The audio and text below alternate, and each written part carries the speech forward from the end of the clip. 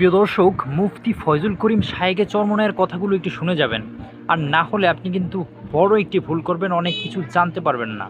So প্রিয় দর্শক, যদি আপনি কিছু জানতে চান তাহলে এই ভিডিওটা আপনাকে দেখতেই হবে। আজকে ওলামা ইকরামকে ধর্ম ব্যবসায়ী বলবে, যুক্তি কি? আলুর ব্যবসায়ীকে আলুর ব্যবসায়ী বলা হয়, চাউল ব্যবসায়ীকে চাউল ব্যবসায়ী বলা হয়। এদের খেয়ালের অবস্থা কি দেখেছেন? তাহলে প্রাইম মিনিস্টার তো এদেশ থেকে ভাতা গ্রহণ করে, তাহলে আমি বলবো প্রধানমন্ত্রী ব্যবসা করে। এদেশের সমস্ত ইউনিভার্সিটির ওস্তাদরা ভাতা গ্রহণ করে, তার শিক্ষা ব্যবস্থা ব্যবসা করে। যে যদি পেশায় কিছু নিলেই যদি ব্যবসা হয় তাহলে সবাই তো ব্যবসায়ী। তাহলে শিক্ষককে ব্যবসায়ী বলো না কেন, শুধু আলেমদেরকে ব্যবসায়ী বলো কেন? কারণটা কি? আসলে আমরা ব্যবসায়ী নয়, বরং ওরা যে অবৈধ ব্যবসা শুরু করেছে, ওলামা ইকরাম তা বাধা দেয়, বিদায় ওদের ব্যবসার ক্ষতি হবার কারণেই ওলামা ইকরামকে ব্যবসায়ী বলে।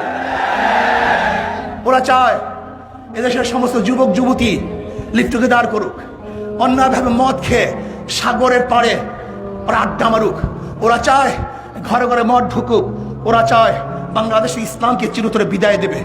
না, বাংলাদেশের মুসলমান একজন জিন্দা থাকতে, শাহ ওলিউল্লাহ মুহাদ্দিস দিল রহমাতুল উত্তাশুরের জিন্দা থাকতে, শাহ আব্দুল আজিজ সাহেব রহমাতুল্লাহ উত্তাশুরের জিন্দা থাকতে, শাহ জালাল ইয়ামানির বংশধররা জিন্দা থাকতে, হযরত ইসহাকের বংশধররা জিন্দা থাকতে, হযরত ফজলুল করিমের বংশধররা জিন্দা থাকতে, শশীনাথ বিশ্বাবের বংশধররা জিন্দা থাকতে, নেসারাবাদের বংশধররা জিন্দা থাকতে, এদেশের মুসলমানদের বংশধররা জিন্দা থাকতে, কোনো নাস্তিকদেরকে দেশে রাখা হবে না।